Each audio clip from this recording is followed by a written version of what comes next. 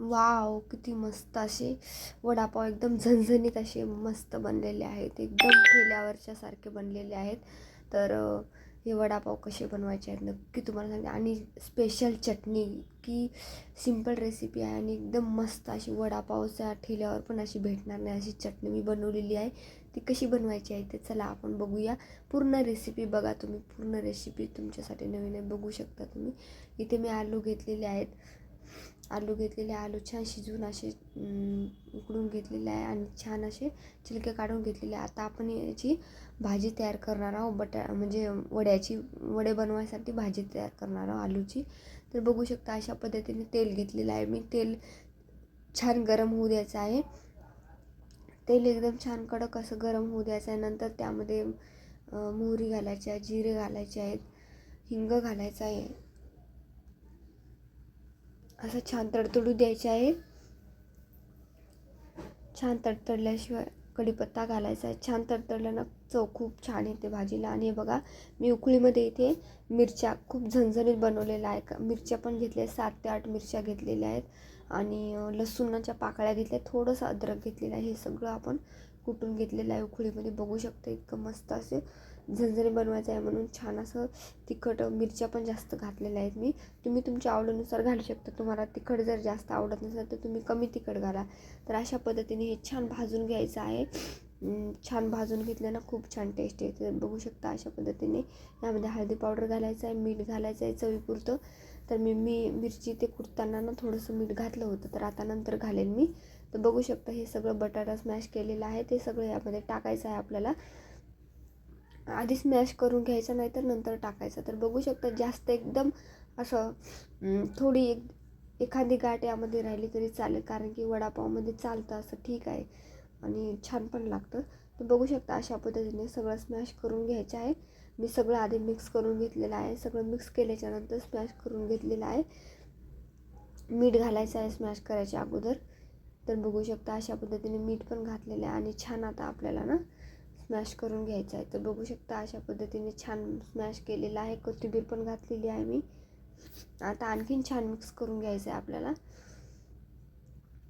तर वडापावचे वडे बनवताना ना ही आलूची भाजी ना म्हणजे अशी पातळ बनायला नको, अशी छान अशी घट्ट एकदम गोळा बनला तशी बनायला हवी, अशी बनवायची असते.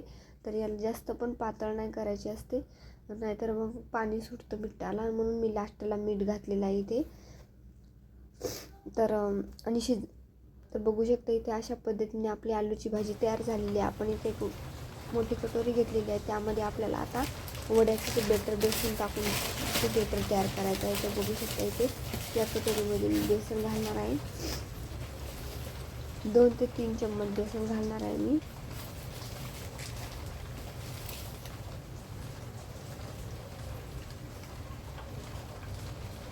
बघू शकता अशा पद्धतीने छान असं बेसन घालून घ्यायचं आहे. बेसन घातल्याच्यानंतर आपल्याला त्यामध्ये ना थोडंसं हळदी पावडर घालायचं आहे, मीठ घालायचं आहे थोडंसं, आणि छान असं मिक्स करून घ्यायचं आहे पाणी घालून. तर पाणी घालून ना हा घोळ आपल्याला जास्त पतला करायचा नाही, मीडियम करायचा आहे. म्हणजे एकदम पतला पण नाही आणि एकदम घट्ट पण नाही, असा आपलं वडा ना त्यामध्ये आवरण झालंच पाहिजे वड्याला, असं तयार करायचं आहे.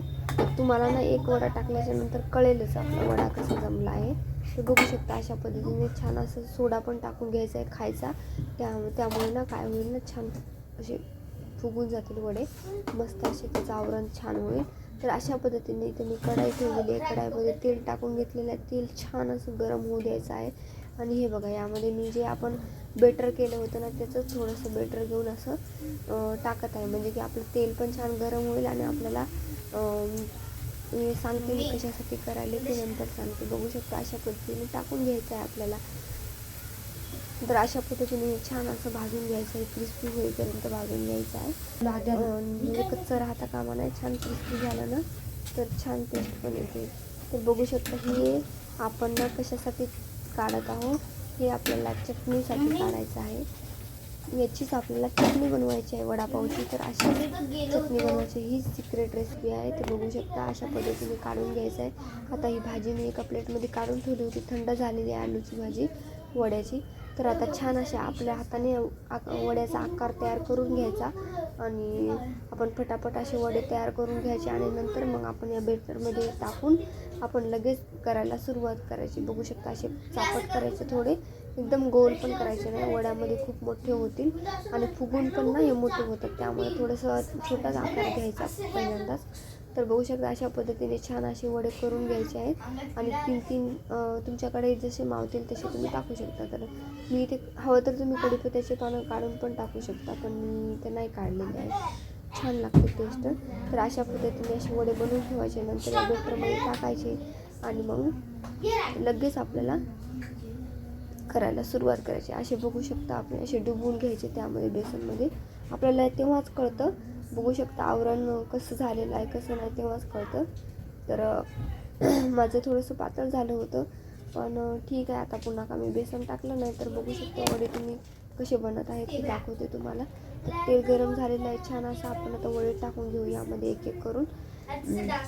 असं ना हे कटोरी जवळ घेऊनच वडे टाकायचे, नाही तर बेसन सगळं गॅस क्रीज खराब होऊ शकतं, त्यामुळे अशा पद्धतीने टाकून घ्यायचे आपल्याला वडे. हलक्या हाताने टाकायचे आणि तेलाला सांभाळून टाकायचे, तेल खूप गरम झालेलं असतं. तर अशा पद्धतीने मी दोन वडे म्हणजे पहिले ते 2च वडे काढून घेणार आहे, नंतर टाकणार आहे, पहिले बघणार आहे मी कसे झाले ते वडे. तर अशा पद्धतीने आपल्याला असे सगळे वडे काढून घ्यायचे आहेत. तर बघू शकता अशा पद्धतीने छान असं टाकल्याच आपल्याला ना हे करायचं नाही, थोडंसं म्हणजे राहू द्यायचं थोडा वेळ, कारण की आपले वडे खालून पण छान असे भाजून जातील. नंतर आपल्याला पलटी करायचे आहे, आयती पलटी करत राहायचं आहे.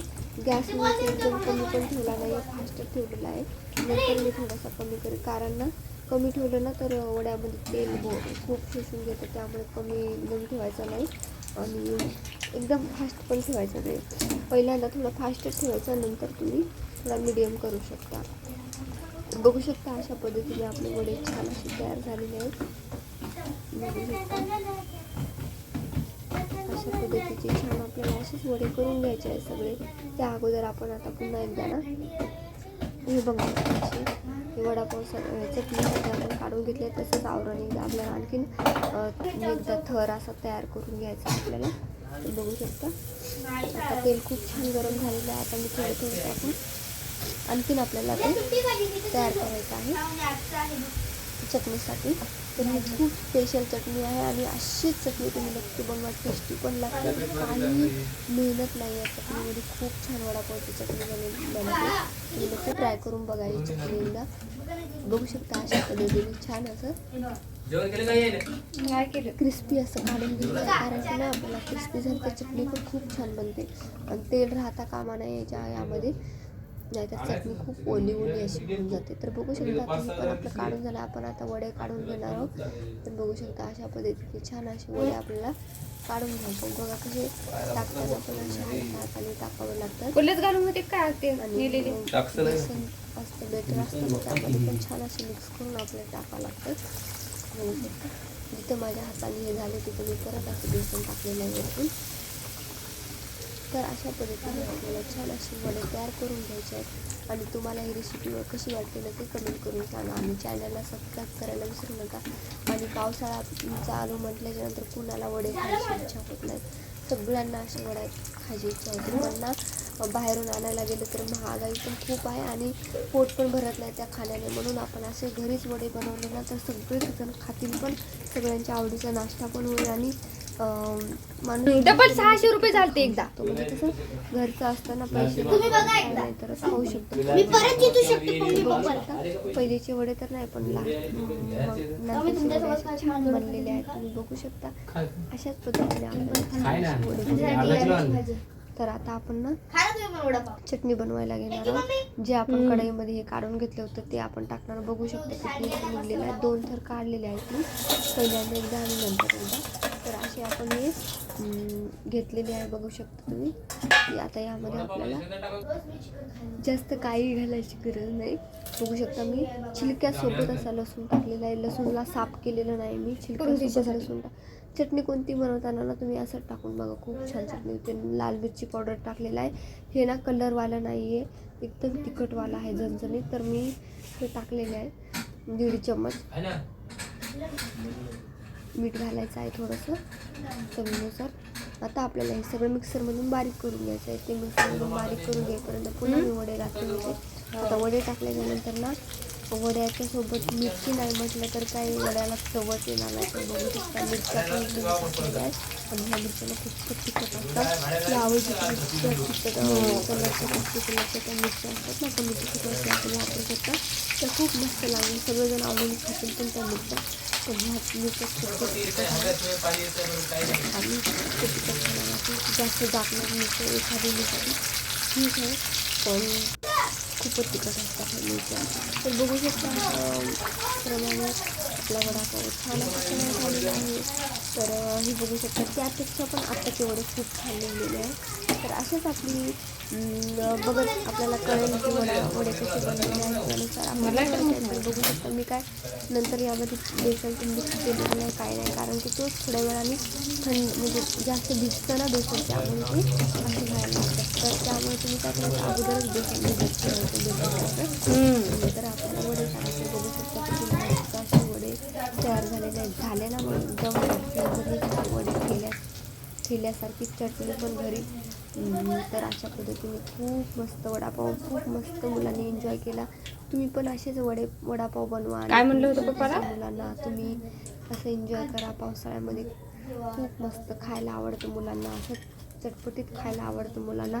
तर त्यामुळे बाहेरचं खाणं बरोबर वाटत नाही आता पावसाळ्याच्या दिवसात. तर तुम्ही असंच घरी बनवून देत जा.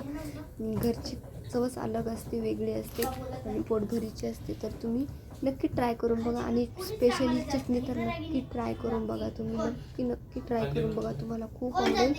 तर अशा पद्धतीने आपला वडापाव तयार झालेला आहे. तर रेसिपी कुणाकुणाला आवडली नक्की कमेंट करून सांगा आणि चॅनलला सबस्क्राईब करायला विसरू नका. आणि वॉच टाईम आपला कंप्लीट झालेला नाही, तर पूर्ण वॉच करा व्हिडिओ.